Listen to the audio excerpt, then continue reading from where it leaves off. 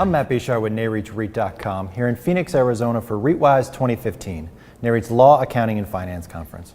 Joining me today is Peter Fass, partner with Proskauer Rose. Peter, thank you so much for joining us. My pleasure.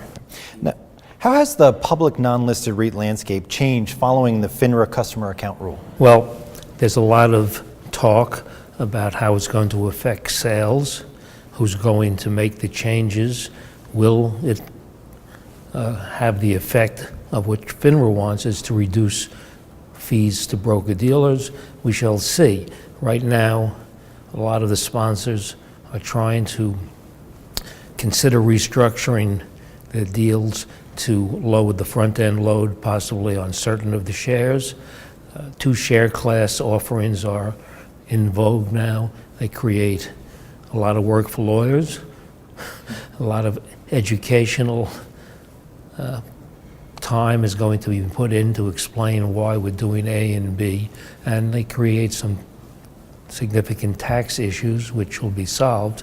And will they have the effect on to industry to keep sales at the level or above where they are now? And what is the likely impact of liquidity events, both past and future, on capital flows into the space? And do you think that influx of capital flow to other than the current top money raising sponsors? There has been a flood of money being recycled. This year should be another significant amount on top of the $13 billion last year. This year maybe more than $13 billion. And generally the rule of thumb is about half flows back into deals, and it's an opportunity for sponsors who have not broken into the top tier to capture some of that equity, and hopefully that will make the industry more competitive, which is good.